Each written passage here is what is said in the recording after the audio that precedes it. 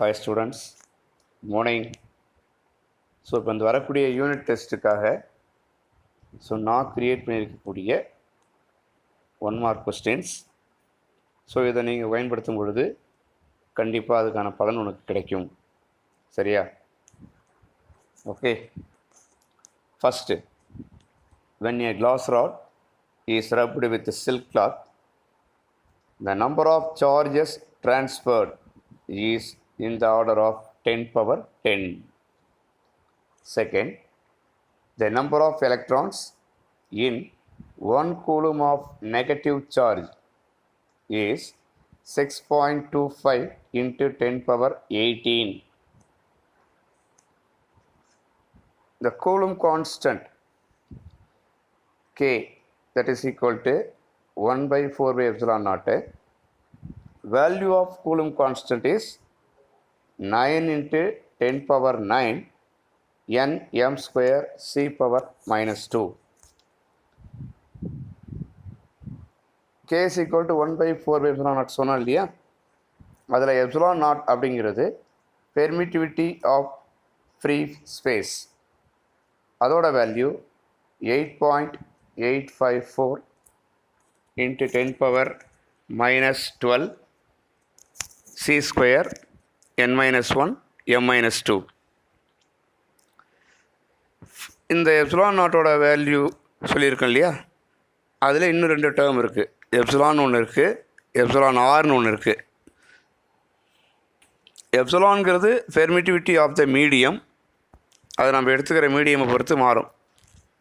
Epsilon ஆறுங்கிறது அந்த மீடியத்துக்கும் ஏரில் இருக்கக்கூடியதுக்குமான ரெண்டுக்குமான ரேஷியோ.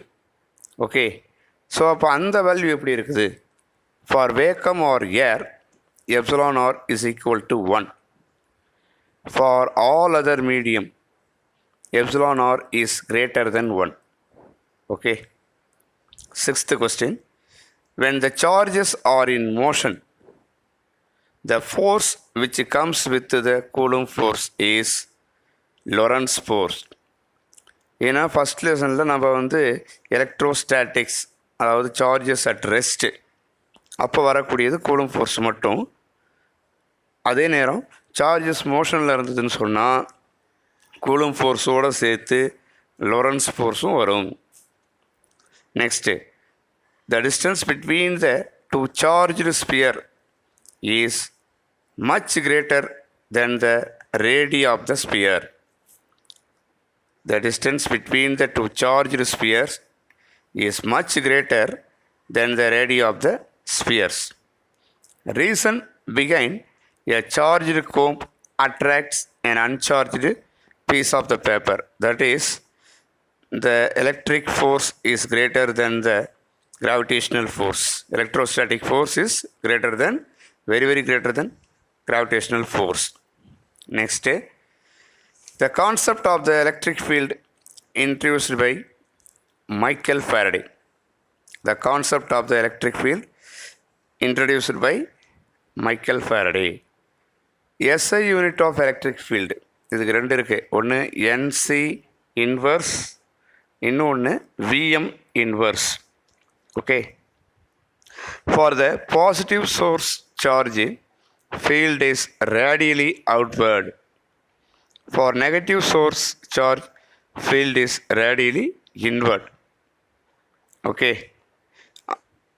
அடுத்தது, electric field due to the system of point charge can be calculated by superposition principal.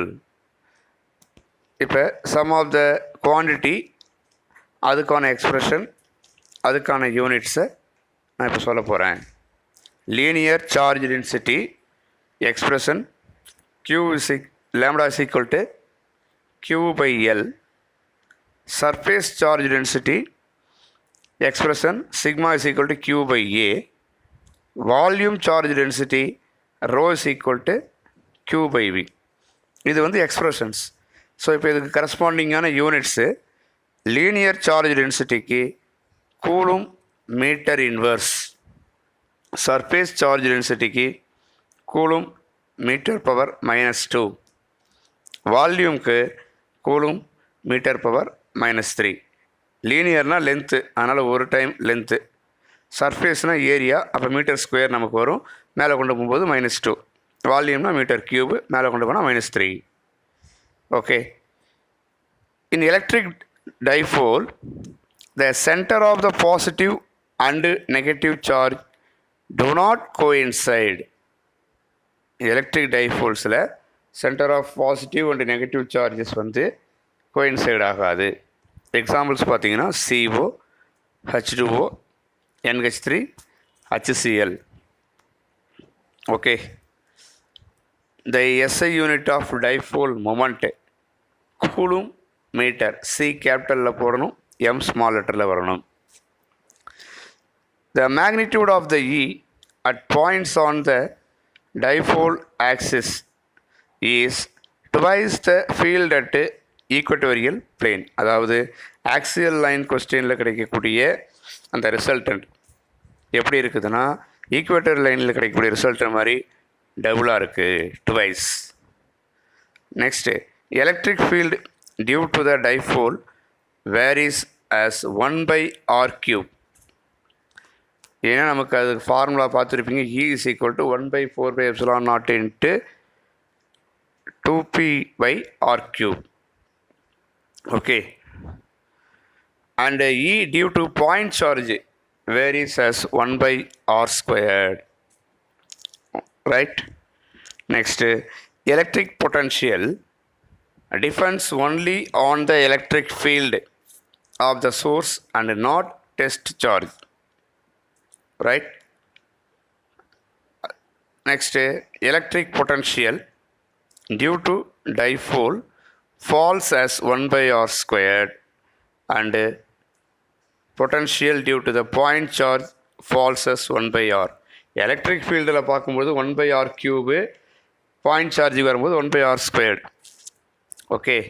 டைபோலுக்கு 1/r³, point சார்ஜுக்கு 1/r². எலக்ட்ரிக் ஃபீல்டில் பொட்டன்ஷியல் வச்சு பார்க்கும் பொழுது டைபோலுக்கு 1/r², பாயிண்ட் சார்ஜுக்கு 1/r. அப்படியே பவரில் ஒன்று குறைஞ்சிரும்.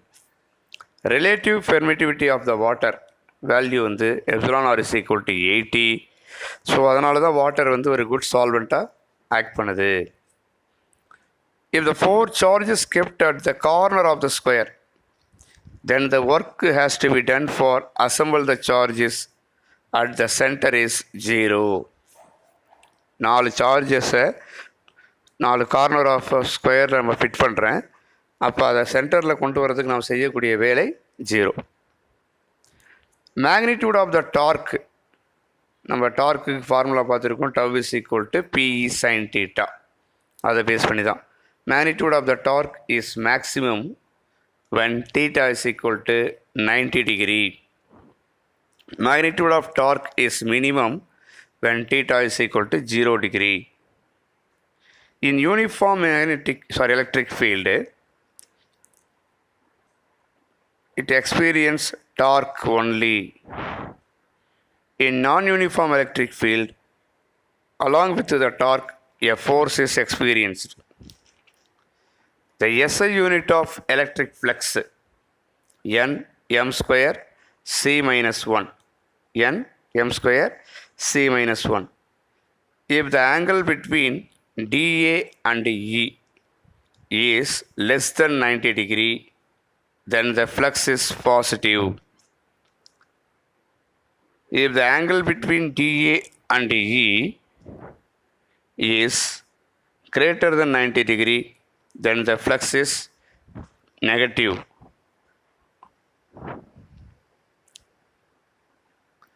Electric field inside the charged spherical cell is 0. The unit of susceptibility is C m inverse V inverse. Example for the polar molecules H2O, N2O, HCl, NH3. Example for non-polar molecule H2, O2, CO2. Okay. Total charge stored in the capacitor is 0. Capacitance of the parallel plate capacitor னு சொன்னால் C is equal to epsilon naught A by D. அது when the capacitors are connected in parallelனு சொன்னால் அப்போ formula மாறும். அப்போ என்ன பண்ணணும், CP is equal to C1 + C2 + C3. நிறைய பேர் இதில் கன்ஃபியூஸ் ஆகிடுறீங்க, அதை கரெக்ட் பண்ணிக்கோங்க. Capacitance and voltage value of the defibrillator is, அந்த டீபைப்ரிலேட்டர் சொல்லக்கூடியது ஒரு எலக்ட்ரிக் டிவைஸ், அந்த ஹார்ட் ஃபங்க்ஷன் ஆகாதப்போ வைக்கக்கூடியது.